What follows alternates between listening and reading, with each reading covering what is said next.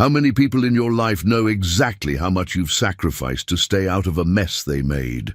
How many of them have ever thanked you for it, or even admitted they knew? This is a story about a woman who spent 5 years being the most composed person in every room, protecting a family that had already decided her silence was something they were entitled to, until the most dangerous man in her professional life asked her one question, and she told him the truth. If this story reaches 200 likes, I'll know this one hit where it was supposed to.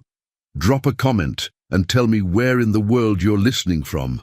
And if you haven't followed the channel yet, this is a good moment to do it.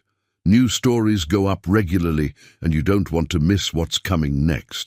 The 43rd floor of the Caruso Group's Chicago Tower was the kind of place that made ordinary people stand up straighter without being told why.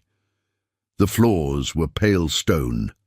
The glass ran floor to ceiling.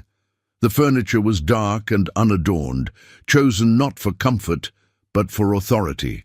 And the silence there was a different kind of silence than the silence found in libraries or hospitals. It was the silence of a room where decisions were made that no one questioned twice. Nadia Voss had worked on that floor for 11 months. She had learned, in those 11 months, exactly how much space she was permitted to occupy. She arrived early. She left late. She dressed in clean lines and neutral colors. She kept her dark hair pulled back into something controlled and professional, though there were moments, brief, private moments, when she caught her own reflection in the elevator's mirrored doors and registered, with a quiet and complicated feeling, that the woman looking back at her was not small. She had large, dark eyes that held their ground, a mouth that people noticed before she spoke, shoulders that carried more than was visible. She was beautiful in a way that she had learned not to use as currency, because every place she had ever tried to spend it had cost her something she didn't intend to give. Dominic Caruso noticed her the way a man like him noticed everything, not with performance, not with overt attention, but with the quiet, total registration of someone who had trained himself to see. He was 41 years old, 6'4". The kind of body that did not happen accidentally, broad through the shoulders, thick through the chest and arms, every line of him suggesting not vanity, but discipline. The particular discipline of a man who kept himself strong because strength was a language he respected. His hands were large, his jaw was clean-shaved and set. Along his left forearm ran a tattoo that disappeared under his rolled sleeve, a pattern of something geometric and dark that Nadia had never been close enough to read. He was handsome, the way storms were handsome. You acknowledged it, and then you paid attention to what it could do. He had not spoken to her about anything beyond the professional for 11 months. She had answered his calls, coordinated his schedule, filtered the requests that came to his office door, and prepared his briefings with the kind of precision that earned her not compliments, but the continued absence of complaint, which, in Dominic Caruso's office, was the highest available form of praise. She did not know what he thought of her. She was not certain she wanted to. What she knew was this: she needed the job.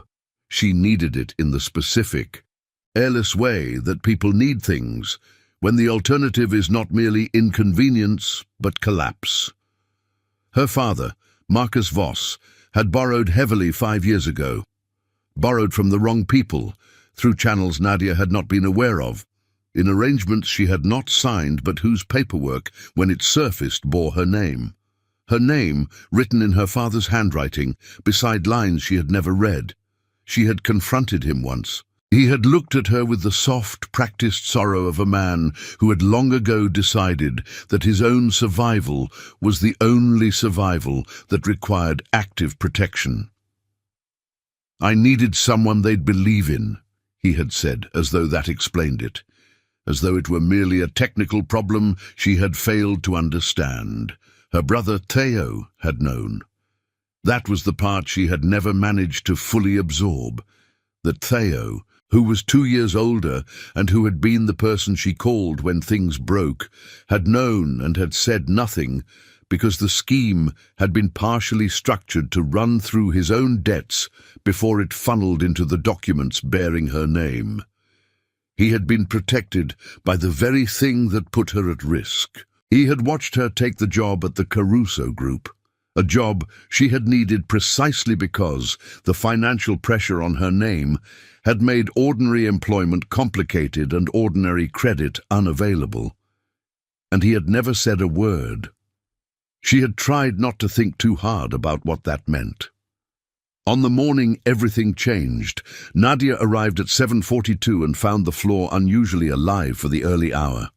2 men she recognized as part of Dominic's internal security were in the hallway near the financial review room. A third, someone she had never seen, stood near the elevator with his arms crossed and his eyes on the door.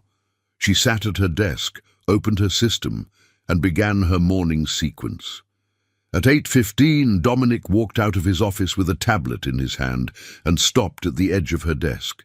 He was wearing a dark charcoal shirt, open at the collar, sleeves not yet rolled. He set the tablet face up in front of her without a word. On the screen was a spreadsheet, a segment of what appeared to be vendor payment records, with 3 columns highlighted in red. "These routing numbers," he said. His voice was low. It was always low. "Who authorized the standing transfer linked to your employee profile?" Nadia looked at the numbers. The room seemed to tilt very slightly. She knew those numbers, not because she had ever set them up, because she had seen them before years ago, in a document her brother had left open on a laptop she had accidentally touched when reaching past him at their father's kitchen table. She had not understood what she was looking at then. She understood it now.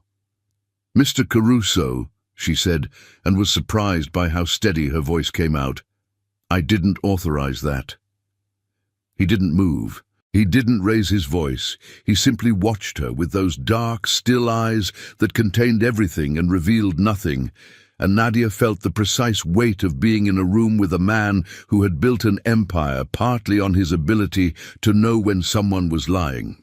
She was not lying. She was also terrified, not of him exactly, but of what the truth was going to require her to say out loud in this room, to this man, after 11 months of saying almost nothing personal at all. "Then someone used your profile to route transfers," he said, "and that someone had access to your credentials, your onboarding records, and your direct deposit pathway." He paused. "Think carefully before you answer what I'm about to ask you." Nadia folded her hands on the desk. "Ask," she said. "Is there anyone in your personal life who knew you had taken this position? Who had access to your identification documents, and who had a reason to move money without a name attached to it?" The question landed in the room between them. Outside the floor-to-ceiling windows, Chicago was gray and rain-weighted. The lake somewhere beyond the skyline, invisible and cold. Nadia opened her mouth, closed it, opened it again. "Yes," she said. And then, for the first time in 11 months, she told the truth to the most dangerous man she had ever worked for, and watched his face, which was always controlled, which was always composed, change. She did not tell him everything at once. It came out the way buried things come out, in pieces, under pressure, each piece dragging the next into the light before she could decide whether she was ready. She told him about the debt first, then about the documents with her name, then about her father's explanation, delivered in the kitchen of the house she had grown up in, with the particular gentleness of a man delivering a verdict he believed was reasonable. Then, finally, about Theo. Dominic did not interrupt her. He stood on the other side of her desk, with one hand resting flat on its surface and his eyes on her face, and he listened in the way that some people never learn to listen, with his entire attention, with nothing else competing for it. When she finished, the silence in the room had a different quality than the silence before she started. It was heavier. It was specific. "Your brother," he said, "Theodore Voss. He's been the point of contact for the Meridian vendor file. It wasn't a question. She could see from the way he said it that he already knew, or had already suspected, and had been waiting to see whether her answer would confirm it or add something new. It added something new. The confirmation that she had not known, that she had been used without consent, without warning, by the two men who should have been the last people capable of doing it. That was the thing that shifted something behind his eyes. "Yes," she said, "I believe so." He straightened. He turned away from her and walked to the window, and she watched his reflection in the glass, the breadth of his shoulders, the tight set of his jaw, his right hand closing slowly into a fist at his side, and then releasing. She had seen him angry before, in the distant professional sense of being in a room adjacent to it. She had never seen it this close. It was not loud. That was the part that made it feel larger than a raised voice would have. The absolute, enforced quiet of a man containing something enormous. "How long have you known?" he asked without turning around. "About the debt with my name?" 5 years. She paused. "About Theo's involvement with yours?" "Since this morning." He turned back then. He looked at her for a long moment. "You came to work here because of the financial damage to your credit." "Yes." "And you stayed." "I needed to." Something moved through his expression that she couldn't read. Not pity. She would have recognized pity, and she would not have survived it in this room. It was something more complicated. Something that looked from the outside like a man rapidly recalculating something he had already assumed he understood. Nadia. It was the first time he had used only her first name. "You should have told me." She held his gaze. "You are the last person most people would choose to confess something like this to."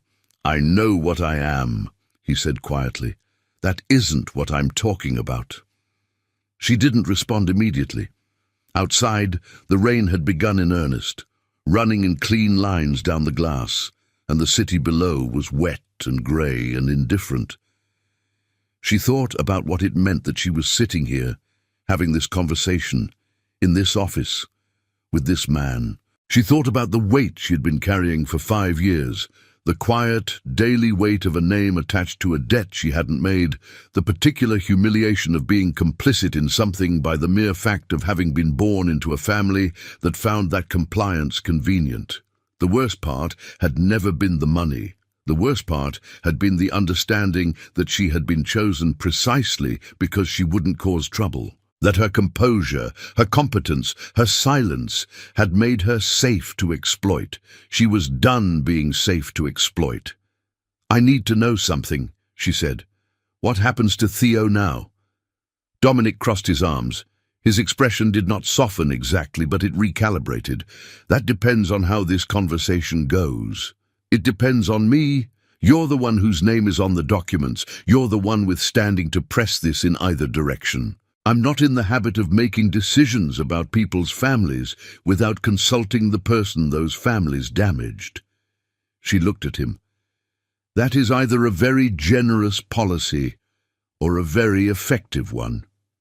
"It's both," he said, without a trace of irony. What she didn't know yet, what she would only piece together later in the days that followed, was that Theo had already made his own move. He had called Dominic's financial director that same morning, 20 minutes before the flagged spreadsheet had reached Dominic's tablet, claiming that Nadia had personally set up the routing structure, that she had used her position to facilitate a transfer he had brought to her attention as a favor to a family contact, and that he had documentation. He had bet that Dominic would act fast and ask questions later, that Nadia would be dismissed before she had the chance to say a word, and that the entire structure would be absorbed as an employee fraud case rather than traced back to its true origin. He had miscalculated the man.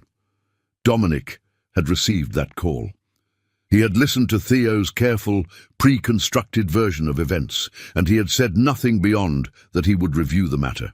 Then he had walked out of his office and stood at Nadia's desk with a tablet, not to accuse her, to watch what she did when shown the truth. She had not flinched. She had not performed confusion or performed outrage. She had looked at the numbers, gone still, and told him the truth in the voice of someone who was finished protecting people who had never protected her. He had known, by the time she said her brother's name, that he had the picture. What he had not expected, what he had not budgeted for in the cold and efficient accounting of his attention, was the way she looked when she finally stopped speaking. Not relieved, not collapsed, still straight-spined, still composed, but with a particular fragility behind her eyes that had nothing to do with weakness and everything to do with cost. She had paid a price to sit here and say these words. She was still paying it. He walked back to her desk. He stopped close enough that she would have had to lean back slightly to look up at him, though she didn't. She looked up directly, with those dark eyes that held their ground. "Go home," he said. "Not permanently. Come back tomorrow." "And Theo?" "Theo," he said with a quiet that was worse than volume, "is going to learn what it costs to use my house to settle a family debt." She stood up. She was not short, but standing next to him, she was aware of the difference in scale, the sheer physical mass of him, the way he occupied space, not aggressively, but completely, the way a man that size simply displaced the air around him. "Mr. Caruso." "Dominic." She paused. "Dominic, I want you to know, I wasn't ignorant of what this company is. I wasn't naive about what I was walking into when I took this job. I made a calculation." "I know," he said. "So did I." She didn't ask what that meant. She picked up her bag and walked to the elevator, and the doors opened and closed, and she was gone. Dominic stood at the window for a long time after. Then he picked up his phone and made 2 calls. The first was brief and professional and ended with a single instruction delivered in a voice that brooked nothing. The second was to a number that rang 4 times before it was answered, and when it was answered, by the voice of a man who had spent the morning constructing an alibi made of half-truths, Dominic said only this: "Come to the building, now." And then he waited. Nadia did not go home. She went as far as the lobby, stood in the marble quiet of it for approximately 4 minutes, and then took the elevator back up, not to the 43rd floor, to the 42nd, which was a holding floor, conference rooms, secondary offices, the kind of anonymous space used for conversations that required a degree of remove from Dominic's primary operation. She sat in an empty conference room and looked at the rain against the glass and thought about what she was doing. She was not sure she knew. What she knew was that she could not sit in her apartment and wait to be told what had happened to her own life. She had done that for 5 years. She had been patient and composed and professionally excellent, and she had let the situation manage her because the situation involved people she had once trusted, and letting it manage her had felt like the least destructive available option. She understood now that it had been neither least destructive nor a real option. It had simply been a postponement. The destruction had been occurring the entire time, quietly and continuously, beneath the surface of her composure. She was done postponing. 40 minutes later, Theo arrived. She didn't see him come in. She heard him through the partial opening of the conference room door, his voice in the hallway carrying the particular tone she had known her entire life, the tone Theo used when he was performing confidence he did not feel, smooth, slightly too fast, structured around the assumption that he was the smartest person in the conversation. She heard Dominic's voice answer, a single sentence. She could not make out the words, only the register, low, flat, and carrying the particular weight of a man who had already decided how this conversation would end. Then footsteps. The door 2 rooms down opened and closed. Nadia waited 15 minutes. Then she stood up, walked to the door at the end of the hall, knocked once, and opened it. Both men turned toward her. Theo's face did the thing she had always hated, the rapid cycling of expressions before settling on the one he calculated would be most effective. He landed on concern. "Nadia, what are you doing here? I thought you'd—" "I know what you told him this morning," she said. She had not planned to lead with this. She led with it anyway. "I know you called before the audit reached his desk. I know what you said." Theo's concern became something else briefly, and then corrected. "I was trying to protect you. You don't understand the full picture of what—" "Theo!" Her voice did not waver. "Stop." The room was quiet. Dominic stood to the side, one shoulder against the wall, arms crossed, watching them both. He said nothing. He was giving her the floor, she realized. Deliberately. Consciously, because he had understood something about what this moment needed that she herself had only just understood. She needed to say it. Not for him, for herself. "You put my name on debt I didn't make," she said. "You watch me spend 5 years managing the consequences of it. You watch me take a job in a building I knew was dangerous to protect my own financial survival. And this morning, when you thought it was going to surface, you tried to make sure I took the fall instead of you." She paused. "I have spent a very long time wondering what I did wrong, what I missed, why the people who were supposed to be my family thought I was the appropriate person to sacrifice." She looked at him directly. "I didn't do anything wrong. You were just counting on me not to fight." Theo opened his mouth. "Don't," Dominic said. It was one word. It was enough. Theo looked at Dominic then, and whatever he saw there, the size of him, the absolute stillness, the particular quality of attention that preceded consequence, made him close his mouth. He was not a stupid man. He understood, looking at Dominic Caruso in that room, that the version of this situation he had planned for no longer existed. What was arranged after that, Nadia was not fully told, and she did not ask for every detail. She understood the shape of it. The financial routing would be traced, documented, and the exposure would attach to the person who had created it. Theo would have the opportunity to make it right by a method and timeline that were not hers to set. The documents bearing Nadia's name would be formally corrected through channels that Dominic had the reach to access. Her father would receive a conversation that she was not present for and did not need to be. It was not a perfect resolution. She was not a person who expected perfect resolutions. What it was real, a real and specific consequence, attached to real and specific people, which was more than she had received in 5 years of carrying it alone. She was standing at the window of the 42nd floor conference room when she heard the door open and knew without turning around that it was Dominic. She could feel the displacement of air behind her, the proximity of someone large and present and quiet. "You didn't go home," he said. "No, I noticed." She turned around. He was closer than she expected, though not in a way that was pressuring, just near, in the particular way of someone who had stopped performing distance they didn't feel. "Thank you," she said, "for letting me speak first."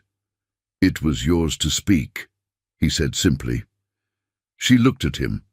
He looked at her. The rain was still going outside, steady and clean, and the city beyond the glass was lit in that particular way it got in the grey afternoon. Not beautiful exactly, but true. The kind of light that stripped things down to their actual shapes. There are moments that don't announce themselves as turning points. They arrive in ordinary rooms with ordinary rain outside, and they are recognizable only as what they are. A door standing open that you can choose to walk through or not. Nadia made her choice. "I'd like to stay in the position," she said, "if that's still an option."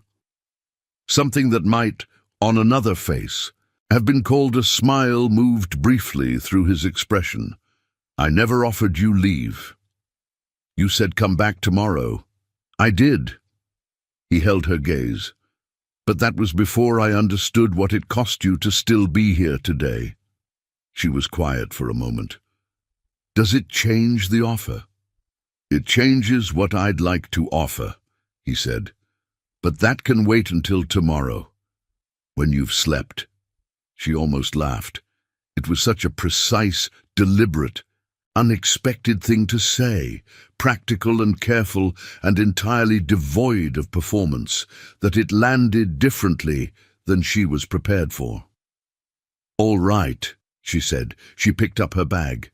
She walked to the elevator. This time, he walked with her, not as an escort, not as a guard, but simply as a man who had decided to be present for a small thing as readily as he was present for large ones. The elevator doors opened. She stepped in. He remained outside. Dominic, she said, before the doors closed. He looked at her. I would have told you, she said. If I had known you would listen like that, I would have told you sooner. The doors closed between them. It was not a declaration. It was not a resolution. It was the most honest thing she had said to another person in 5 years, and it arrived in the lobby of a building that had once represented only a calculated risk, and now represented something considerably less reducible to calculation. In the weeks that followed, the documents were corrected. The financial structure collapsed back onto the person who had built it. Her brother called her twice. She answered the second time. The conversation was difficult and incomplete, and she did not pretend otherwise. But she had it, which was more than the woman she had been a month before would have allowed herself. And Dominic, true to the precision of everything he did, waited until she had been back at her desk for 10 days before he said anything beyond the professional. He said it at the end of an ordinary afternoon, in a low and careful voice, with the same quality of attention he gave everything that mattered to him. She said yes. Not because he was powerful, not because she was afraid, not because the alternative was worse, because she had spent 5 years being invisible to the people she trusted most, and the only man who had ever looked at her in a room full of evidence designed to discredit her and chosen to hear her out instead, was standing in front of her asking if she would let him know her. She was not a woman who confused rescue with love, but she was also, finally, a woman who no longer confused silence with safety. She said yes. And outside the 43rd floor windows, Chicago was cold and rain-clean and lit in the early evening dark, and the city went on the way cities do, indifferent to the small, permanent things that happen in ordinary rooms between people who choose, at last, to tell the truth. There is a kind of betrayal that doesn't come from enemies. It comes from the people who knew you would stay quiet, who counted on your composure, who used your name precisely because they trusted you wouldn't fight back. Nadia's lesson wasn't about the Mafia. It wasn't about the debt or the documents or even the man behind the desk. It was this: silence is not the same as safety, and the people who benefit most from your silence are rarely the ones who deserve your protection. She stopped carrying what was never hers to carry, and the moment she did, everything changed. If this story reached you, leave a comment. Tell me what you would have done in her place, and tell me where in the world you're listening from.